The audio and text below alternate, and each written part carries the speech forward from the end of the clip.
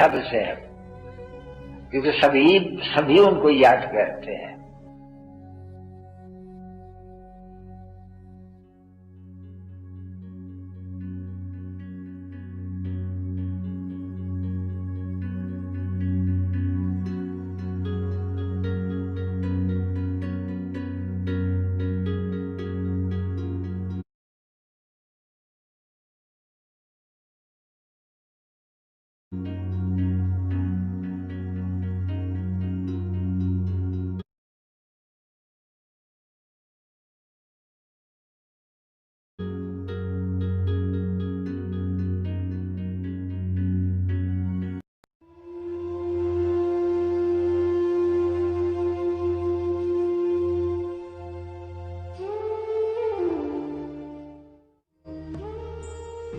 मैं आत्मा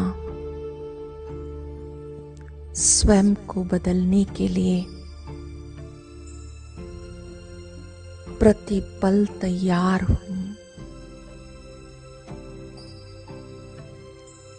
हर क्षण मुझे अपने आप को बदलने के लिए तैयार रहना है। मैंने जाना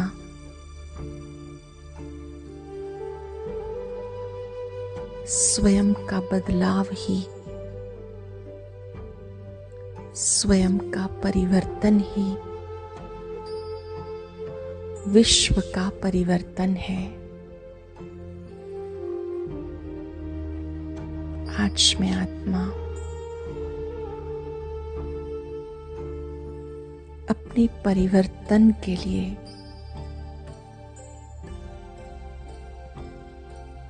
दृढ़ता की शक्ति का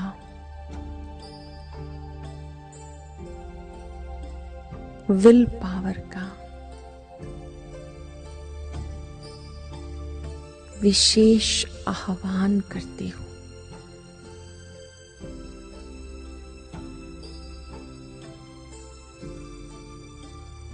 जहां दृढ़ता है वहां सफलता है।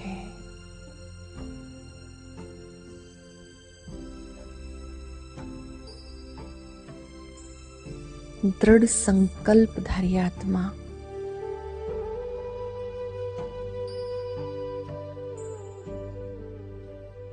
दृढ़ता के द्वारा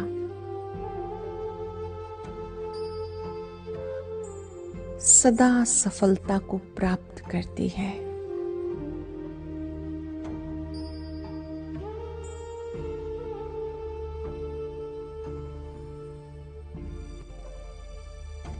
दृढ़ता के अंदर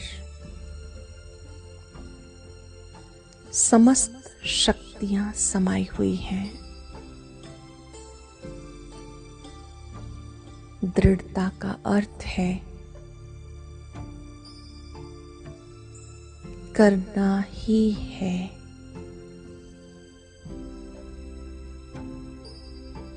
परिवर्तन लाना ही है।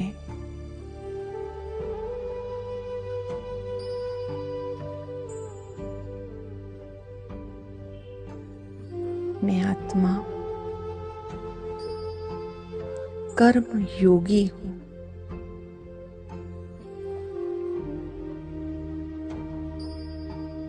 हर पल मुझे कोई ना कोई कर्म करना ही है।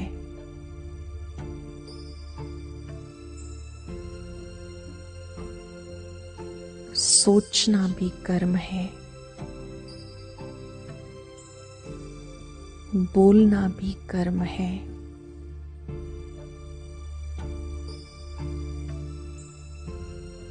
हाथों से कर्म करना भी ये भी कर्म है।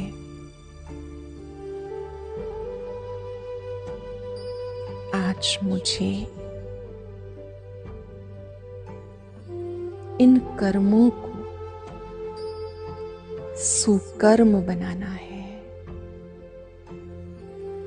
श्रेष्ठ कर्म बनाना है।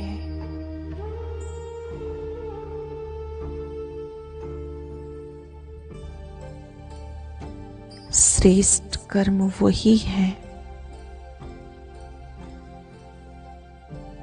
जिससे मैं संतुष्ट हूं।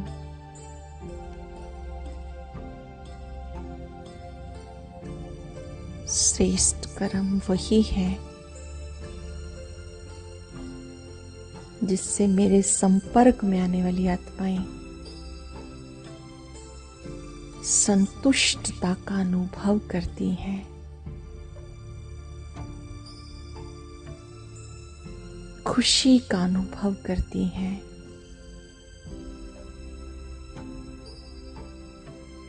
इस कर्म क्षेत्र पर कर्म तो सभी कर रहे हैं, लेकिन कर्म का सुख पहुंचाना ये कर्म योग है।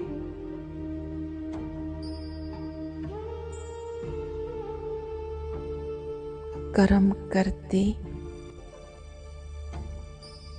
कर्तापन के भान से परे रहना श्रेष्ठ कर्म है।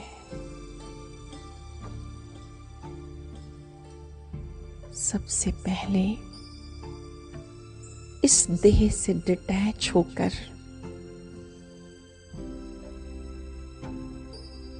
भृकुटी कक्ष में अपने तेजस्वी रूप को देखें।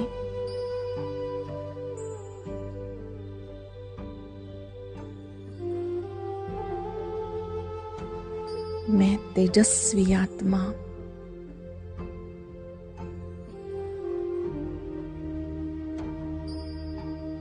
मन बुद्धि संस्कार की मालिक हूं।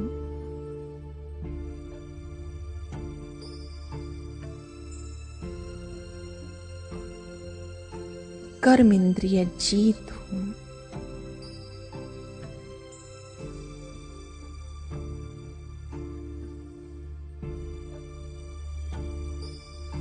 इन कर्म इंद्रियों की मालिक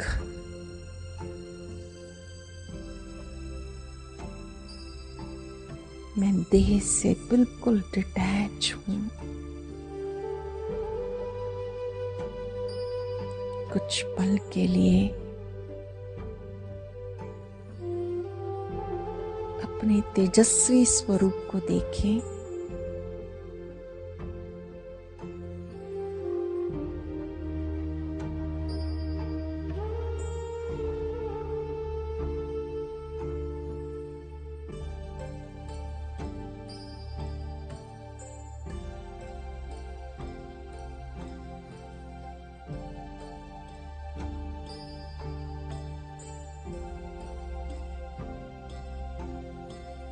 मैं ज्योति बिंदु आत्मा इन कर्मेंद्रियों से कर्म करा रही हूं।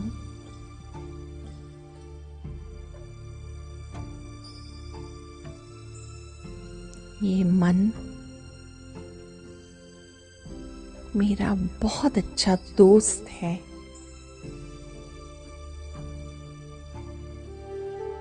मेरी हर बात सुनता है,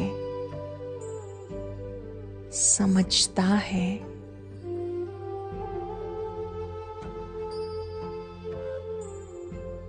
मेरा आज्ञाकारी है।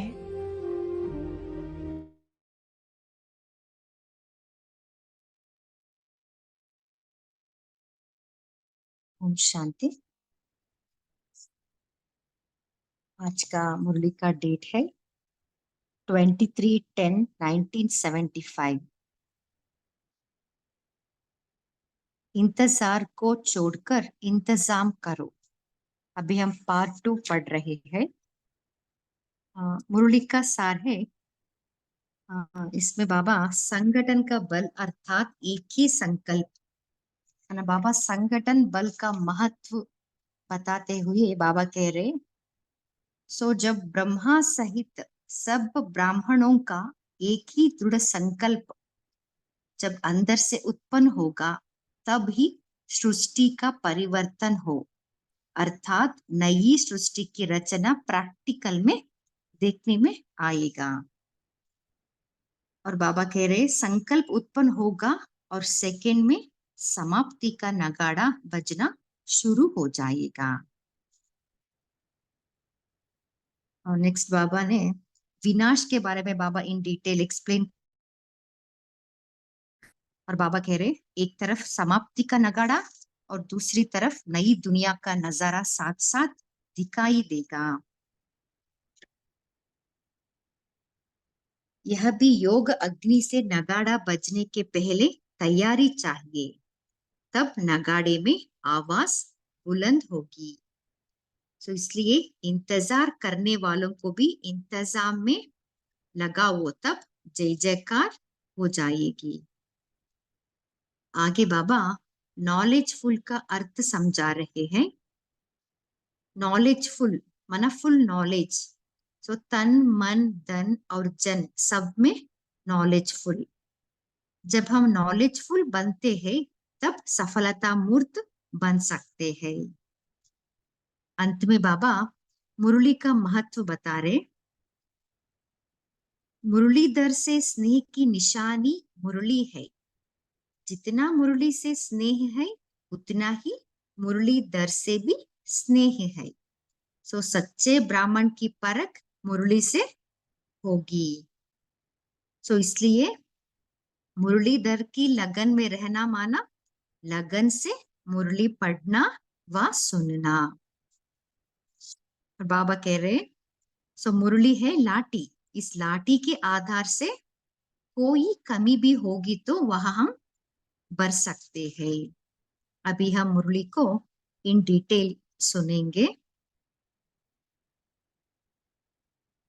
दीदी जी के साथ संगठन का बल अर्थात एक ही संकल्प। रूहानी यात्री जो डबल यात्रा करने आते हैं, एक मधुबन की यात्रा, दूसरी विशेष मधुबन में रूहानी यात्रा।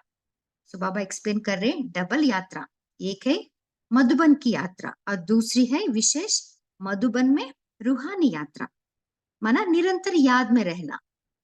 तो डबल यात्रा करने वाले यात्री जो भी आते हैं वह आराम में अपनी यात्रा सफल करके जाते हैं, सब संतुष्ट रहते हैं। गाया जाता है कि यदि दिल बड़ा है तो जगह भी बड़ी है। स्थूल जगह भले ही कम हो, लेकिन आने वालों की, स्वागत करने वालों की और सेट करने वालों की दिल बड़ी है तो जगह की कमी महसूस नहीं होगी। बाबा तब का बता रहे 1975 में, है ना। अब तो बहुत छोटा था हमारे मधुबन, है ना। सो इसके लिए बाबा एक्सप्लेन कर रहे, चाहे जगह भले कम है लेकिन स्वागत करने वालों की और सेट करने वालों की दिल बहुत बड़ी है, तब जगह की कमी महसूस नहीं होगी। फिर 63 जन्मों की हुई यात्राओं से तो सब सैल्वेशन संगम की यात्रा पर ज्यादा मिलती है। वह जड़ चित्रों की यात्रा कितनी मुश्किल होती है। आप लोग भी तो यह देख रेख करती हो कि हमारा संगठन एक संकल्प वाला कहाँ तक बना है। सो बाबा क्वेश्चन पूछ रहे, सो हमारा संगठन एक संकल्प वाला कहाँ तक बना है। शास्त्रों में गायन है कि ब्रह्मा को संकल्प उठा कि सृष्टि रचे तो सृष्टि रची गई। यहाँ अकेले ब्रह्मा की तो बात नहीं, लेकिन ब्रह्मा सहित सब ब्राह्मणों का भी जब एक साथ एक संकल्प उठे कि अब हम सब एवर रेडी है और नई दुनिया की स्थापना होनी ही चाहिए या होगी ही, ऐसा दृढ़ संकल्प जब ब्राह्मणों के अंदर उत्पन्न हो तभी सृष्टि का परिवर्तन हो, अर्थात नई सृष्टि की रचना प्रैक्टिकल में दिखाई दे। देखिए इंपॉर्टेंट लाइन है। सो वही बाबा कह रहे, जब ब्रह्मा सहित सब ब्राह्मणों का एक ही संकल्प उठे कि हम सब एवर रेडी है ना, तब नई दुनिया का स्थापना होना ही है, ऐसा संकल्प उठेगा ना, तब सृष्टि का परिवर्तन होगा, अर्थात नई सृष्टि की रचना प्रैक्टिकल में दिखाई दे। सो ये है संगठन शक्ति का महत्व। इसमें भी संगठन का बल चाहिए, एक दो का व सिर्फ 8 का नहीं। सो बाबा कह रहे खाली एक ब्रह्मा बाबा का संकल्प नहीं है, इवन 8 रत्नों का भी नहीं, लेकिन सारे संगठन का एक संकल्प चाहिए। सो इम्पोर्टेंट लाइन है। सो जो ब्राह्मण है ना, सो ब्राह्मण परिवार में जो है, उनका एक ही संकल्प रहना है कि हम एवर रेडी है। संकल्प से सृष्टि रचना, इसका रहस्य इस प्रकार से है, संकल्प उत्पन्न होगा और सेकंड में समाप्ति का नगाड़ा बजना शुरू हो जाएगा। सो इम्पोर्टेंट लाइन है, जब एक संकल्प उत्पन्न होगा और सेकंड में समाप्ति का नगाड़ा बजना शुरू हो जाएगा। एक तरफ समाप्ति का नगाड़ा, दूसरी तरफ नई दुनिया का नजारा साथ साथ दिखाई देगा। बाबा कह रहे हैं एक तरफ समाप्ति का नगाड़ा और दूसरी तरफ नई दुनिया का नजारा साथ साथ दिखाई देगा। वहां ही विनाश की अति होगी और वहां ही जलमयी के बीच चारों ओर विनाश में एक हिस्सा धरती और बाकी 3 हिस्सा तो जलमयी होगी ना। यह जो सभी पीछे पीछे अनेक धर्मों के कारण अनेक देश बने हैं, वह अनेक धर्म जब समाप्त होंगे तो अनेक देश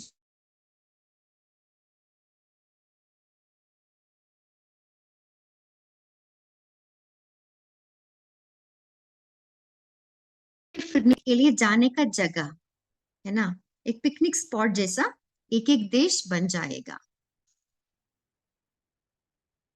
तो एक तरफ विनाश की अति के नगाड़े होंगे, दूसरी तरफ फर्स्ट प्रिंस श्री कृष्ण के जन्म का आवाज बुलंद होगा, वह पत्ते पर नहीं आएगा। तो बाबा कह रहे एक तरफ विनाश की अति के नगाड़े होंगे और दूसरी तरफ फर्स्ट प्रिंस श्री कृष्ण के जन्म का आवाज बुलंद होगा। दिखाते हैं ना, जलमयी के बाद पत्ते पर श्री कृष्ण आया। 3 हिस्से जलमयी में होने के कारण भारत जब परिस्तान बनता है तो उसको जलमयी दिखा दिया है। सो बाबा उसका रीजन भी बता रहे। देखिए 3 हिस्से जलमयी होने के कारण भारत जब परिस्तान बनता है तो उसको जलमयी दिखा दिया है, इसलिए शास्त्रों में कहते हैं ना श्री कृष्ण पत्ते पर आया। ऐसे जलमयी के बीच पहला पत्ता जो फर्स्ट आत्मा है श्री कृष्ण, उसके जन्म का चारों ओर आवाज प्रसिद्ध होगा कि फर्स्ट प्रिंस प्रत्यक्ष हो चुका है, जन्म हो चुका है। तो वह भी अति में होगा, अर्थात जलमयी के 3 हिस्से का नजारा होगा और एक हिस्सा भारत परिस्तान के रूप में प्रकट होगा। जो दिखाते हैं कि सोने की द्वारिका पानी से निकल आई, लेकिन पानी से नहीं, 3 हिस्से पानी में होंगे। सो शास्त्रों में दिखाते हैं ना द्वारिका पानी से निकल बाहर आई ऐसा। सो बाबा कह रहे 3 हिस्से पानी में होंगे, इसलिए पानी के बीच सोने की द्वारिका दिखाई देगी। इसलिए कहते हैं कि सोने की द्वारिका पानी से निकल आई। सिर्फ उस बात का पूरा वर्णन नहीं कर सके हैं। और उसी समय पर फर्स्ट आत्मा के जन्म की जय जयकार होगी। ऐसे नजारे सामने आते हैं तो पुरानी दुनिया के महाविनाश का नगाड़ा और नए फर्स्ट प्रिंस के जन्म का नजारा साथ साथ दिखाई देगा। सो ये भी इंपॉर्टेंट लाइन है। बाबा कह रहे पुरानी दुनिया के महाविनाश का नगाड़ा और नए फर्स्ट प्रिंस कृष्ण का जन्म का नजारा साथ साथ दिखाई देगा। जैसे नगाड़ा बजाने से पहले नगाड़े को गर्म किया जाता है, तब आवाज बुलंद होती है। यह भी योग अग्नि से नगाड़ा बजने के पहले तैयारी चाहिए, तब नगाड़े में आवाज बुलंद होगी। इंतजाम में लगे हुए हो ना? सो बाबा पूछ रहे आप तो इंतजाम में लगे हुए हो ना? इंतजार करने वालों को भी इंतजाम में लगाओ, तब जय जयकार हो जाएगी। सो हमें विनाश का इंतजार नहीं करना है, हमें अपने आप इंतजाम करना है, एवर रेडी बनने का इंतजाम करना है ना? तभी जय जयकार हो जाएगी। आगे बाबा नॉलेजफुल का अर्थ बता रहे। जब शरीर को चलाना आ जाएगा तब राज्य चलाना आ जाएगा। शरीर को चलाना अर्थात राज्य करना, तो राज्य करने के संस्कार भरने हैं ना। नॉलेजफुल कहा जाता है तो फुल नॉलेज, तन मन धन और जन सब आ जाता है। सो नॉलेजफुल अर्थात तन मन धन और जन सब में फुल नॉलेज। अगर एक की भी नॉलेज कम है तो नॉलेजफुल नहीं कहेंगे। अगर तन मन धन जन है ना, सबका नॉलेज रहना है, जिसमें एक की भी नॉलेज कम है तो नॉलेजफुल नहीं कहेंगे। समझा? सदा सफलता मूर्त बनने का आधार भी नॉलेजफुल है। नॉलेज नहीं तो सफलता मूर्त भी नहीं हो सकते। समय के प्रमाण पुरुषार्थ की गति भी तीव्र होनी चाहिए। समय की रफ्तार तेज है और चलने वालों की रफ्तार ढीली है तो समय पर कैसे पहुंचेंगे? सो बाबा पूछ रहे क्योंकि समय का रफ्तार तो तेज है ना। हम जो ब्राह्मण आत्मा है, जो चलने वालों के रफ्तार ढीली है तो समय पर हम कैसे पहुंच सकते? इसलिए एक बल एक भरोसा।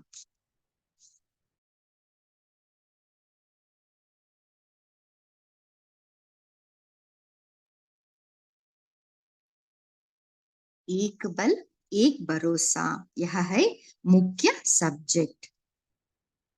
हर समय एक की ही याद में एक रस रहना, इसी पुरुषार्थ में ही सदा सफल हो तो मंजिल पर पहुंच ही जाएंगे। सो ये भी इंपॉर्टेंट लाइन है। बाबा कह रहे एक बल एक भरोसा, ये है मुख्य सब्जेक्ट। एक की ही याद में एक रस रहना, इस पुरुषार्थ में ही सदा सफल हो, तब मंजिल पर पहुंच जाएंगे। जो अटूट स्नेह में रहते हैं उनको सहयोग भी स्वतः प्राप्त होता है।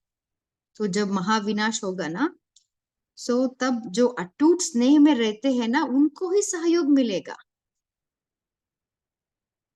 आगे बाबा मुरली का महत्व बता रहे। मुरली है लाठी, इस लाठी के आधार से कोई कमी भी होगी तो वह बढ़ जाएगी। यह आधार ही अपने घर तक और अपने राज्य तक पहुंचा जाएगा, लेकिन लक्ष्य से, नियम पूर्वक नहीं, लेकिन लगन से।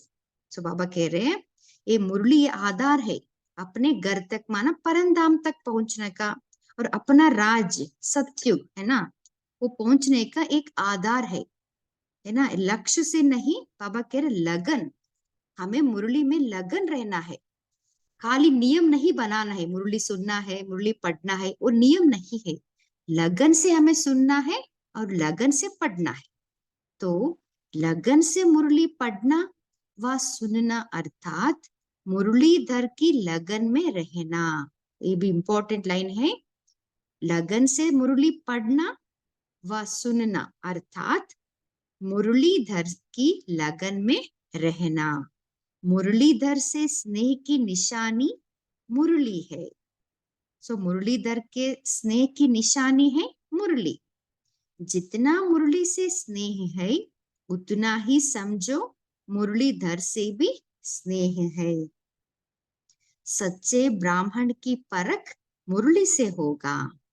मुरली से लगन अर्थात सच्चा ब्राह्मण। मुरली से लगन कम अर्थात ऑफ कास्ट ब्राह्मण। सो बाबा कह रहे मुरली से लगन कम है तो उनको ऑफ कास्ट ब्राह्मण कहते हैं। अच्छा, विश्व के तकदीर को ऊंचा बनाने वाले इस मायावी सृष्टि का महाविनाश कर दैवी सृष्टि की स्थापन करने वाले रचयिता शिव बाबा को नवनिर्माण के इंतजाम में एकजुट हो जाने का आह्वान करना। ओम शांति। 1 मिनट बाबा के याद में बैठेंगे।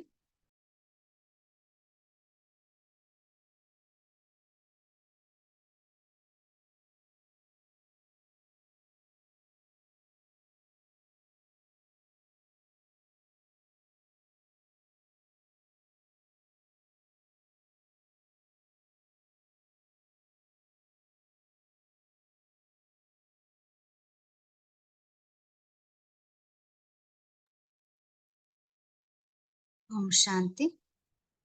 आप सभी चिंतन शेयर कर सकते हैं।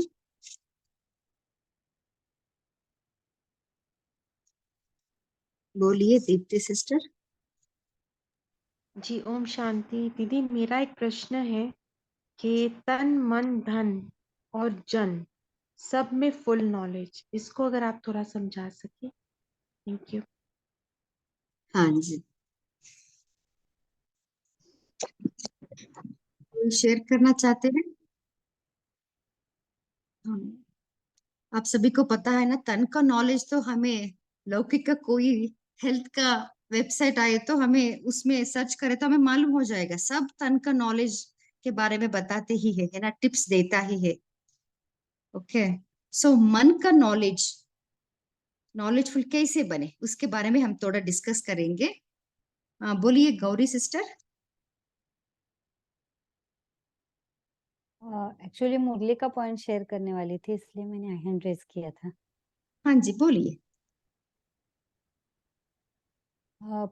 मुरली सुननी है रोज और धारण करनी है, और समय बहुत कम है तो पुरुषार्थ की गति तीव्र करनी है। हाँ जी। बोलिए अश्विनी सिस्टर। ओम शांति। सिस्टर ओम शांति। आज बाबा बोलते हैं कि सिर्फ ब्रह्मा बाबा का संकल्प और सिर्फ 8 रत्नों का संकल्प नहीं रहना चाहिए, एवर रेडी का सभी संगठन में जितने भी ब्राह्मण है उनका यह संकल्प रहना चाहिए कि हम एवर रेडी बने, तभी विनाश का नगाड़ा बजेगा, तब तक नहीं बजेगा विनाश का नगाड़ा। ओम शांति। सिस्टर बोलो दीदी। हाँ जी बोलिए। हाँ, बाबा ने कहा ना, आज मुरली तुम्हारी लाठी है परम धाम चलने के लिए। तो कितना कोई ये पॉइंट सुनाया, एक कभी भी नहीं सुना था मैंने, तो मुझे बहुत अच्छा लगा। मुरली कभी भी मिस नहीं करनी चाहिए, और मुरली ध्यान से सुननी चाहिए, मुरली अंदर जानी चाहिए। इतने अच्छे अच्छे पॉइंट सुनाते बाबा। आज बोला ना बाबा ने सत्युग का, यहाँ इस तरफ नगाड़ा बजेगा अविनाश का और उधर सत्युग का। तो कृष्ण भी आएगा, मतलब पहला पहला प्रिंस का भी जन्म हो जाएगा और इधर विनाश का भी होएगा। तो संकल्प आएगा। तो कितने मस्त आज बाबा ने ऐसा, इसके लिए अंदर गए जाना चाहिए मुरली। बहुत बहुत अच्छा लगा मुरली सुनते समय, जैसे कि सत्युग आ ही रहा है और हम सब याद ही कर रहे हैं, विनाश तो होने ही वाला है। इतना अच्छा लगा। तो ऐसा बहुत पॉइंट है बोलने के लिए, लेकिन मैं एक एक पॉइंट बोलती क्योंकि पढ़ मैं लिख के नहीं रख सकती, सब माइंड में रखती हूँ और फिर बोलती हूँ। हाँ इसके लिए जी, ओम शांति। बोलिए जयंत भाई जी। ओम शांति। बाबा ने आज मुरली के बारे में बहुत गुह्य बातें बताई है। उसमें से लास्ट में बाबा ने बोला है, जो मुरली सुनते नहीं, धारण करते नहीं, दूसरे को बताते नहीं, वो हाफ कास्ट ब्राह्मण है। तो हमें चेकिंग करना है कि हमारी पोस्ट क्या है और हमें कैसे बाबा के साथ जाना है और मुरलीधर बनना है। ओम शांति। बोलिए मीनू सिस्टर।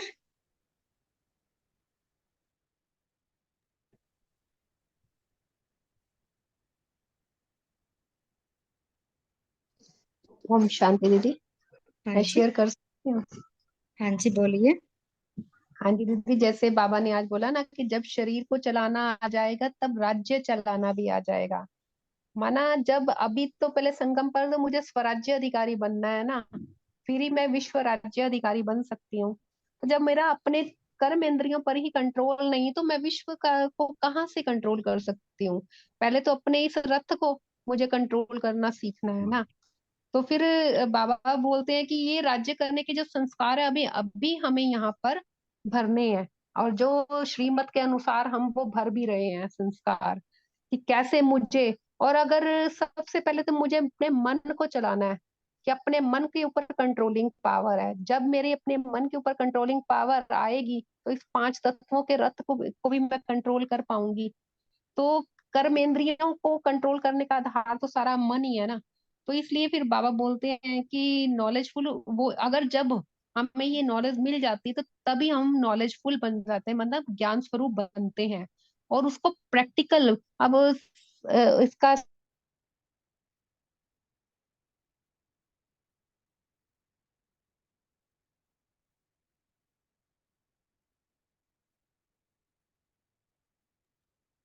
ओम शांति दीदी। हाँ जी बोलिए। हाँ, और फिर अपने जन संबंध संपर्क को कैसे चलाना है। तो इसलिए इन चीज को जब हम समझते हैं तभी हम नॉलेजफुल सफलता मूर्त बन सकते हैं। ओम शांति। ओम अभी हम शांति दीदी। कैसे समझ सकते हैं? हाँ जी, मन के जी। बारे में बाबा ने कहा ना, मन मन का नॉलेजफुल और जन हाँ का जी। नॉलेजफुल। हाँ तो दीदी, मैं बोलूं? हाँ जी बोलिए।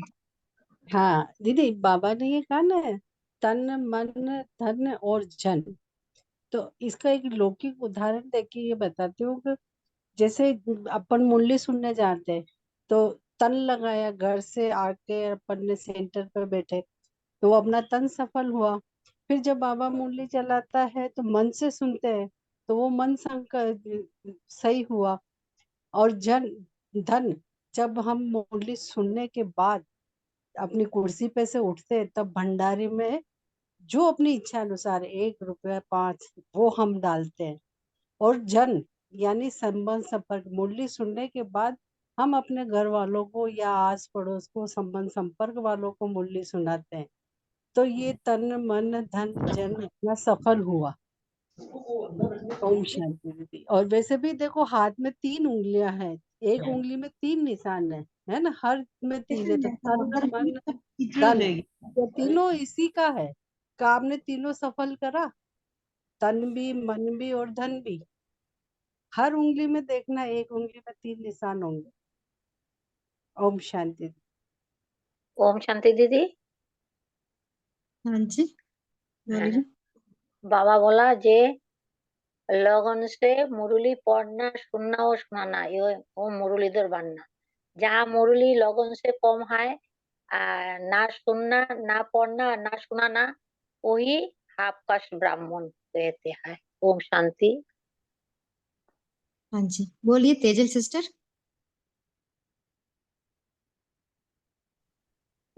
ओम शांति दीदी। जो मन का क्वेश्चन दीदी ने पूछा है ना, तो बाबा ने हमें सबकी नॉलेज दी है, मन को भी बाबा में लगाना है, ये बाबा ने बताया है। ये मेन है उनका कि 21 तारीख की अगर आप वाणी देखेंगे तो उसमें बाबा ने वरदान भी दिया है कि मन को अमन व दमन करने की बजाय सुमन बनाने वाले दूरादेशी भव। तो ये वरदान पढ़ेंगे तो उनमें इसमें लिखा है कि अभी आपका मन श्रेष्ठ संकल्प करता है, इसलिए सुमन है। तो मन का भटकना भी बंद हो गया और मन को सिर्फ एक बाप की तरफ लगा दिया। इससे क्या हुआ, बाबा की नॉलेज दी आदि मध्य अंत तीनों कालों की, तो उससे हम दूरादेशी भी बन गए, विशाल बुद्धि भी बन गए। तो बाबा की श्रीमत जैसे बताई है मन के बारे में, बुद्धि के बारे में, तन के बारे में, वो सब अगर हम जानकर याद करके अमल में लाते हैं, फॉलो करते हैं, तो उसको अच्छी तरह से, ठीक तरह से मन को चलाने की विधि हो गई, तो उससे हमें सिद्धि प्राप्त होती है। तो ये हुआ मन का नॉलेज। और मन के बारे में और भी मुरली में से बहुत सारे पॉइंट निकल सकते हैं, जैसे और भाई बहनों ने भी शेयर किए हैं। ओम शांति। हाँ जी, बोलिए मीनू सिस्टर। जी। ओम शांति जी। ये तन मन धन जन की जहाँ जो बाबा ने कहा है, तो हम ये समझते हैं कि तन मन है देह, और देह के संबंधों से जैसे बाबा कहते हैं उनको भूल कर मुझे याद करो बुद्धि से। और फिर मन के लिए भी बाबा कहते हैं मन निरंतर याद में रहे बाबा की, मन से हम बाबा के पास परम धाम में रहे। और धन से हम समझते हैं कि जो ज्ञान रतन हमें मिले हैं, एक तो स्थूल धन की बात बताई सिस्टर ने, लेकिन जो हमें सूक्ष्म में ज्ञान रतन मिले हैं, उन उस धन की बात बाबा कर रहे हैं कि उनका आदान प्रदान हम करते रहें। जैसे कल भी बाबा ने कहा था अलौकिक रीति से लेन देन करनी है, कुछ लेने से पहले देना पड़ता है। और जन की बाबा जो बात कर रहे हैं, तो वो ये है कि जब हम अपने लौकिक परिवार में आते हैं तो सबको आत्मिक स्वरूप में देखें। तो यही समझ आया। ओम शांति। हाँ जी, बोलिए सुरेश सिस्टर, सॉरी सुरेश भाई जी। ओम शांति। बाबा ने कहा एक बल एक भरोसा, यह है मुख्य सब्जेक्ट। हर समय एक की ही याद में एक रस रहना, इसी पुरुषार्थ में ही सदा सफल हो तो मंजिल पर पहुंच जाएंगे। ओम शांति। सुना दे रहा है दीदी जी? हाँ जी, हाँ जी भाई जी। शुक्रिया। ओम शांति। बोलिए अंजलि सिस्टर। ओम शांति। मैं आत्मा हूँ, मुझे ऐसा समझ में आया है कि नॉलेजफुल यानी सब नॉलेज आप बहनों ने बताए वो तो है ही, लेकिन मेरे समझ में ऐसा है कि जब हम परिस्थिति में आते हैं तब हम स्टेडी रहना चाहिए, तब ये सब नॉलेज हमने जो पढ़ा है वो वहाँ प्रैक्टिकल में आना चाहिए, तब वो नॉलेजफुल होगा।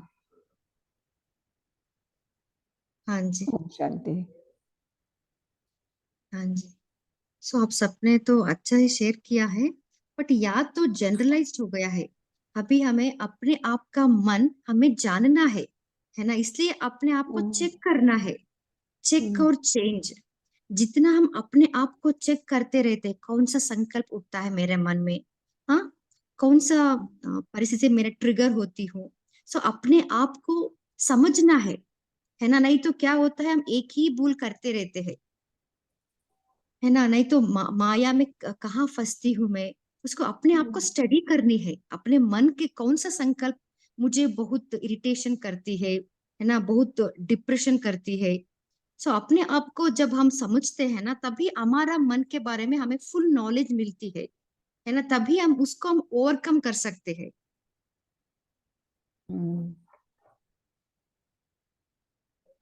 हाँ दीदी बोलिए। ओम शांति। थोड़ा वो 3 भाग जल ऐसा बाबा ने बताया ना, उसको थोड़ा समझाओ ना। ओम शांति। वो शेयर करना चाहते हैं? क्या बोला बोलिए क्या भाई।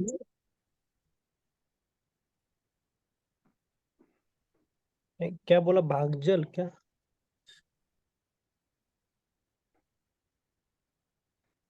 दीदी एक आज पॉइंट मुरली शेयर में कर। आया था ना भाई जी, तीन तीन भाग पृथ्वी पानी हो हाँ जाती हाँ है और एक भाग ही बचता है, तो उनके बारे में पूछ रहे हैं।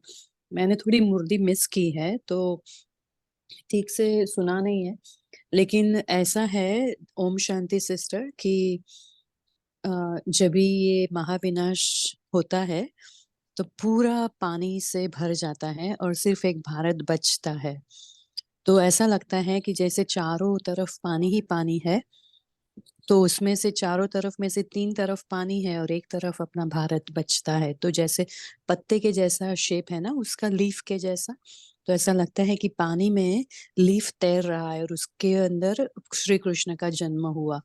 तो ऐसा बाबा का कहना है कि ये जो दंत कथाएं सुनी है कि ये पत्ते पर आया, पानी में आया, सागर में पत्ता घूम रहा था उसमें पत्ते के ऊपर श्री कृष्ण का जन्म हुआ, तो उसका ये बाबा ने राज बताया कि जब भी विनाश होगा तो पीपल के पत्ते पर बच्चा श्री कृष्ण बच्चा आता है। वैसे लगता है कि पानी में पूरा आजू बाजू पानी है और एक तरफ अपना भारत है लीफ के पत्ते के शेप में, और उनके अंदर श्री कृष्ण का जन्म हुआ। ऐसा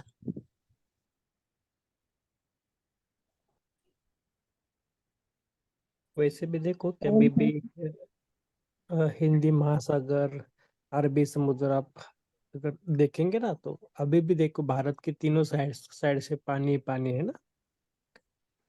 अभी उसकी रचना ही वैसी हो गई है।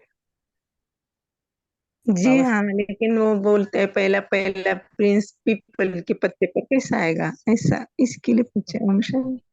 जी जी जी, इसके लिए तो बाबा एक कई राज ऐसे खोलते हैं कि लोग भक्ति मार्ग जो बोलते हैं ना वो ज्ञान मार्ग में कैसे है। बाबा ने कहा ना कि भारत का शेप कैसा है ये सब बाबा दिखाते हैं ना। आप ऊपर से देखेंगे ना तो ऐसा लगेगा कि तीनों साइड से पानी है और पीपल के पत्ते जैसा आकार हो। तो ऐसे ऐसे बाबा राज बताते हैं, क्योंकि नई अभी देखो ये सतयुग आने वाला है, ये अभी नए लोगों को कैसे समझाएंगे हम। क्योंकि वो लोग समझेंगे कि अरे स्वर्ग आने वाला है तो इसका प्रूफ क्या है, कैसा आएगा। अभी अभी लोग तो मानने लग गए हैं, क्योंकि अभी थोड़ा सा प्रकृति का परिवर्तन तो बहुत जल्दी हो रहा है मनुष्य के अंदर। अभी थोड़ा थोड़ा शास्त्रज्ञ लोग भी कुछ कुछ बातें बताते हैं ना कि ऐसा होगा, टेम्परेचर इतना बढ़ेगा, ये होगा। लेकिन बाबा के जमाने में देखो 1936 में बाबा ने कहा था ना कि समझ लो कि ऐसे ऐसे बॉम्ब्स आएंगे। अभी उस टाइम पे तो बॉम्ब तो एक भी फटा नहीं था, तो लोगों ने विश्वास रखा ही नहीं। फिर 1942 में जब पहला बॉम्ब गिरा हिरोशिमा और नागासाकी में ना, तब लोगों को समझ में आ गया कि ऐसे बॉम्ब भी होते हैं जिससे लोगों को मौत हो सकती है बहुत सारे। मना कहने का भाव क्या है कि जो बाबा कहते हैं ना सुनामी, ये सब से ये क्या है, ये अभी अभी की बातें हैं। हमने कभी सुना है कि 200 साल पहले ऐसे कुछ सुनामी हुई थी, 400 साल पहले कभी नहीं सुनी थी। तो इसलिए बाबा बताए कि अभी इतना चेंजेस क्यों हो रहा है, बारिश इतना ज्यादा कई जगह पर, कई जगह पर कुछ नहीं। इसका कारण है कि अभी बहुत कुछ परिवर्तन हो रहा है। ठीक है, जो भी नए आते हैं ना तो उनको थोड़ा सा समझाना चाहिए कि परिवर्तन की घड़ियां चल रही है। समय तो परिवर्तन हो ही रहा है, लोगों के अंदर भी कितने सारे, आज लोगों के अंदर दो लोग भी इकट्ठा रह नहीं सकते। क्यों नहीं रह सकते, पहले 10-10 लोग रहते थे। तो सबके प्रति अभी इतने जो भावनाएं है, जो स्वार्थी भावना वो बढ़ती जा रही है। ऐसे बहुत कुछ रीजन है, आप थोड़ा सा इसके ऊपर से भी चिंतन करना, क्योंकि किसी को समझाना है ना। जैसे देखो हमारी बड़ी दादी क्लास कराती तो कितना समझाते थे। अभी जो पत्र पुष्प आया है ना, थोड़ा सभी के ग्रुप में आया होगा, किसी न किसी ग्रुप में, नहीं तो हम भेजते हैं कि दादी ने कहा ना कि 3 प्रकार का ये है, क्या बोलते हैं, आलस्य, ये सब क्या है, हमारे अंदर की कमजोरी है, रूठना वगैरह। तो ये दादी का ने भी देखो कितना एक एक बात के ऊपर चिंतन करते थे। तो हमें भी बाबा के एक एक बात पर चिंतन करना है। जैसे बाबा ने कहा ना, जो मुरली केवल सुननी नहीं है, उसको थोड़ा डीप में जाने का है, किसी को समझाना है। कोई आपको क्वेश्चन पूछेगा कि सर आप बोलते कि ये सोना है, इतना सोना कहाँ से आएगा, बोलते ना लोग। आप कहते कि सोने के महल होंगे, अरे इतना सोना कहाँ से आएगा। तो बाबा ने भी इसका राज कहीं ना कहीं बताया ना कि समुद्र के नीचे जो सोना है, अभी तक लोग वो निकाल नहीं सकते। जब बड़ी सुनामी होगी तो क्या जाएगा, वो सोना फिर से भारत में आ जाएगा और एक ऐसा लेयर बन जाएगा सोने का। जी अभी हाँ, जैसे अरबी समुद्र का बताया है बाबा ने पहले बार। हाँ, ना इसके ऊपर आप थोड़ा सा भी चिंतन करना कि लोग क्वेश्चन पूछते हैं तो हमें कैसे आंसर देना है, क्या करना है। तो हमें थोड़ा सा डीप में जाना चाहिए। ओके, ठीक है। ओम शांति। ओम शांति भाई जी, आपने ये जो बताया अभी दादी जी ने, जो 3 प्रकार के आलस्य के बारे में, ये कहीं पे ग्रुप पे शेयर हुआ है? मैं अभी तीव्र पुरुषत्व में पत्र पुष्प में ढालता हूँ। ये दादी जी का एक क्लास है, बहुत अच्छा क्लास है, तो ये आप पढ़ना। जी, थैंक यू। ओम शांति। ओम शांति। ओम शांति दीदी, एक पॉइंट शेयर करें। हाँ जी सिस्टर। हाँ, ये अभी जैसे बात चल रही थी कि धन की नॉलेज में फुल होना, मतलब नॉलेजफुल होना धन के रूप में, तो इसका अर्थ ये भी हो सकता है ना कि धन अर्थात खजाना। और बाबा ने हमें कहा संकल्पों का खजाना, समय का खजाना, श्वास का खजाना, ये सब जो खजाने मिले हैं हमें उन्हें भी सफल करना है। ये नॉलेज भी बाबा ने हमें पूरी दी है ना, तो ये इससे भी रिलेट हो सकता है। खजाने जो हमें मिले हैं, ज्ञान का खजाना मिला है, उन सबको भी सफल करना है। ओम शांति। जी दीदी, मैं अपना पॉइंट शेयर करूं? हाँ जी।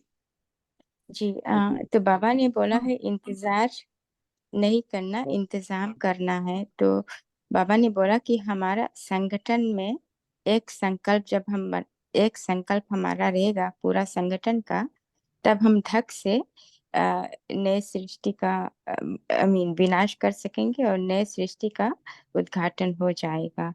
तो बाबा ने इसके लिए कहा है कि जो हमारा संकल्प है, सभी ब्राह्मणों का संकल्प एकदम दृढ़ संकल्प होना चाहिए और सभी का 100% होना चाहिए संकल्प में, तब सृष्टि का परिवर्तन हो जाएगा। ओम शांति। बोलिए संगीता सिस्टर। ओम शांति दीदी। धन को जो धन का फुल नॉलेज ये भी हो सकता है कि जो स्थूल धन हम कमाते हैं वो भी ईमानदारी से कमाना है, और जहाँ हम स्पेंड करते हैं वो भी अच्छी जगह पे स्पेंड करना है। ऐसा नहीं कि हमने किसी को चीट करके कमाया और पैसे ऐसे को दे दिया जो अच्छे तरीके से यूज नहीं करेगा, तो वो भी पाप का कर्म हमारे बोझ पे आता है। जैसे हमने किसी को पैसे दिए और उससे उन्होंने सिगरेट पी या कुछ और कुछ खाया, तो उसके भी पाप के भागीदारी हम होते हैं। तो ये भी धन का फुल नॉलेज होना जरूरी है। जैसे पैसा है तो भंडारी में ही डालना है, भंडारे और भंडारी में, ना कि किसी को देना है। किसी को जो दान देने की हमें वो शुभ भावना आती है तो अनाज का दे, विद्या का दे, वस्त्र का दे, परंतु धन का नहीं। जैसे हम लौकिक में हम वो युक्ति यूज करते हैं, किसी को देना है तो हम शुगर लेके दे देते हैं या पेंसिल्स ले दिए बच्चों के लिए जो, परंतु पैसा no, because we don't know वो लोग कैसे यूज करेंगे। तो ये भी नॉलेज बहुत इंपॉर्टेंट है धन के बारे में, अपार्ट फ्रॉम ज्ञान धन। ओम शांति, शुक्रिया। जी दीदी, मेरा एक क्वेश्चन है।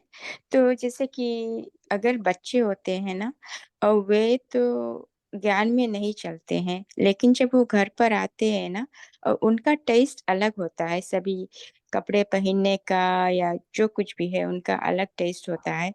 तो हम उनको खरीद कर दे नहीं सकते क्योंकि वो थोड़े बड़े हैं। तो उस समय हम उनको क्या करें? उनको तो हम कभी हम पैसा देते हैं और हम बोलते हैं कि देखो ये पैसा किसी तामसिक वैसे यूज नहीं करना, नहीं तो मेरे ऊपर पाप चढ़ेगा। मैं ऐसे बता करके तब देती हूँ, तो वो स्वीकार करते हैं, बोलते हैं कि नहीं ऐसे हम यूज नहीं करेंगे। तो क्या ये सही है या नहीं? बिकॉज उनको तो हम और कुछ दे नहीं सकते हैं।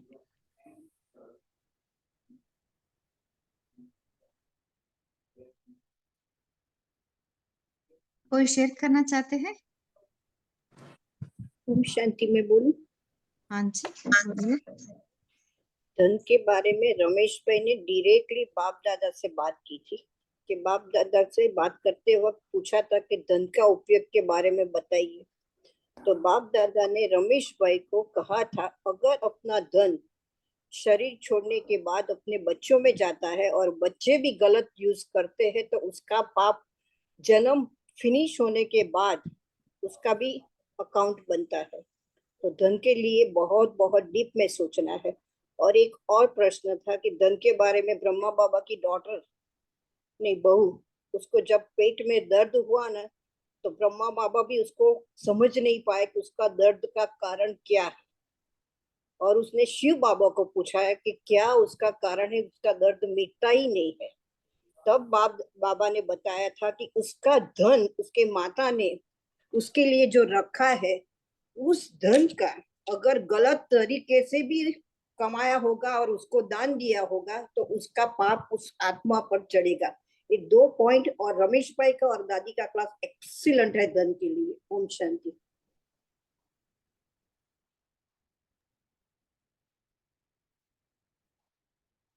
जी दीदी, मेरा क्वेश्चन था बच्चे के ऊपर, कैसे वो करें। बच्चे को समझाकर जब हम देते हैं और वो समझ लेते हैं और बोलते हैं, तो उसको देना है या नहीं? नहीं।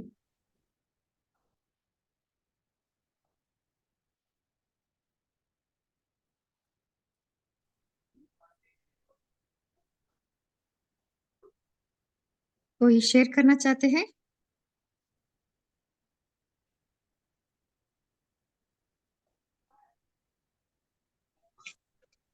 ओम शांति दीदी। मेरी समझ से ये है कि अगर घर में कोई बच्चे हैं और वो नौकरी नहीं करते हैं और हम माता पिता हैं, तो हमें देना चाहिए, लेकिन सलाह दे कर दे, क्योंकि अगर ना भी दे तो अच्छा नहीं होता है। तो इसलिए कोई मांगने भी आते हैं, कोई कैसा भी इंसान है, अगर कोई गरीब भी आते हैं तो मैं दे देती हूँ, लेकिन बोल कर देती हूँ कि देखो ये जो खर्च करोगे, अगर पाप करोगे इससे तो ये तेरे माथे जाएगी। मेरी धन जो है मैं दे रही हूँ तुम्हें, लेकिन तुम गलत यूज नहीं करना। तो बच्चों के लिए भी मैं ऐसे ही करती हूँ। आगे आप लोग जाने। ओम शांति।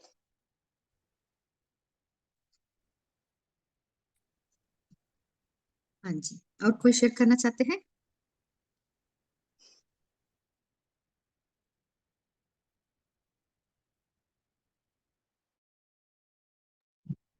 ओम शांति दीदी, अगर वो क्लास जो रमेश भाई की क्लास है धन के ऊपर, उसका अगर लिंक किसी को पता हो तो वो डाल दे चैट बॉक्स में। मैं ढूंढ रही हूँ अभी। अगर आज नहीं मिली तो 1-2 दिन के बाद मैं दोनों लिंक शेयर करूंगी। दादी की भी है, ब्रिजेंद्रा दादी की है, और रमेश भाई की भी है। वो बाप दादा से जो बात की है ना, वो मैं आज नहीं तो कल ढूंढ के ग्रुप में डाल दूंगी। ठीक है। ओम शांति। Thank you. बोलिए सौम्या सिस्टर। ओम शांति। दीदी, मेरा एक्सपीरियंस है कि अगर धन बहुत शुद्धता से कमाया हुआ है और ब्राह्मण बनने के बाद जितना भी धन है, चाहे हम गृहस्थी हैं, चाहे हम लौकिक अलौकिक में जो भी खर्चा करते हैं, वो बाबा की भंडारी से, शिव बाबा की भंडारी से लेके ही खर्चा करते हैं। तो अगर उसमें शुद्धता है, पवित्रता है, पहली बात, कमाया हुआ बहुत सोर्स एकदम एक एक धन शुद्ध है, और बाबा की भंडारी, बाबा को अर्पण कर दिया है सब कुछ, तो बाबा से जब लेकर के हम यूज करते हैं तो फिर बाबा की श्रीमत होती है। कई बार बहुत ये आता है कि कोई मांगने आया है या किसी को परेशानी है तो इसको दे ना दे, तो मन में बहुत संकल्प चलते हैं, तो बाबा को अर्पण करके और उनको बता करके कि कितना शुद्धता का धन है, तो आप इसको अच्छे से यूज करिएगा, आपके काम आए, ये संकल्प कर लें। तो कई बार ऐसा हुआ है कि जिनको दे भी दिया है उन्होंने वापस लौटा दिया कि हमारा काम हो गया, हमें आपका धन नहीं चाहिए। और कई बार ऐसा हुआ है कि धन कहीं जाना था, वो वेस्ट नहीं गया, वो वापस आ गया। सो ओम शांति। बाबा को अगर अर्पण कर दें तो ऐसा भी होता है।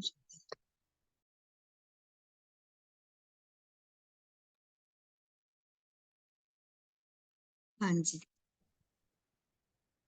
बोलिए ललिता सिस्टर।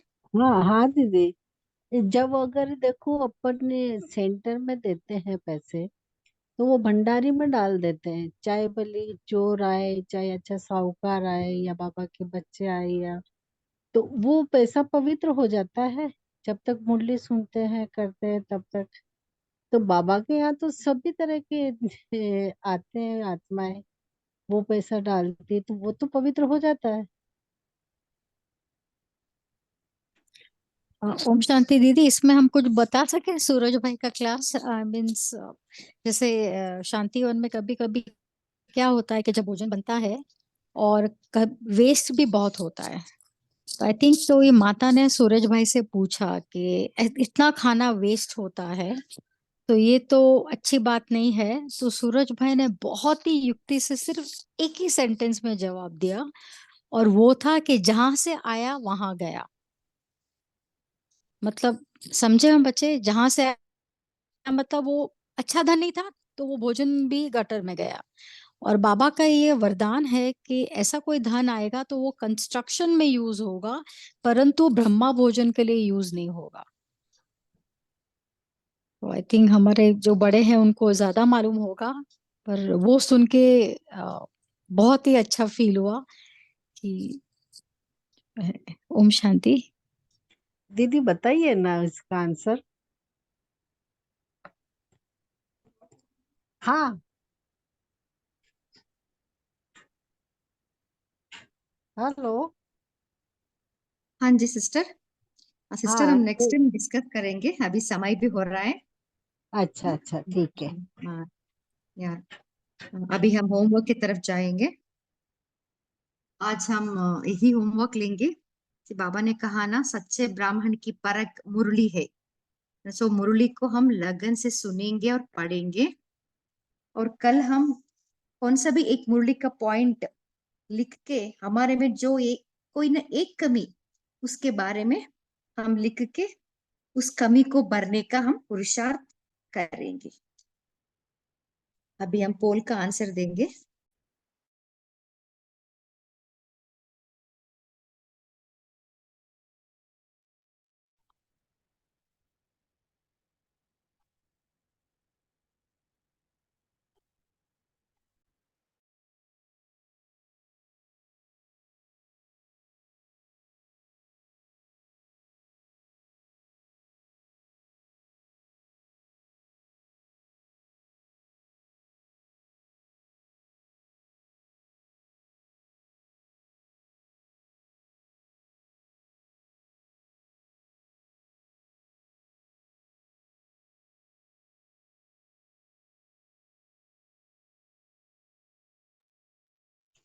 दीदी आवाज नहीं आ रही, मुझे नहीं आ रही कि सबको नहीं आ रही?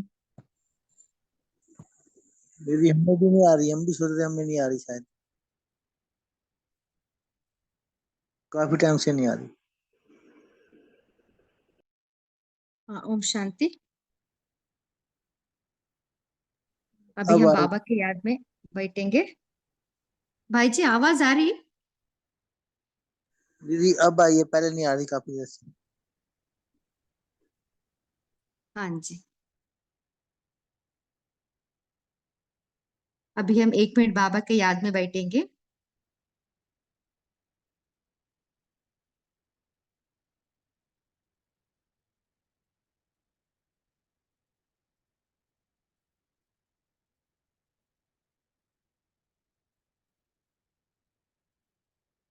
ओम शांति।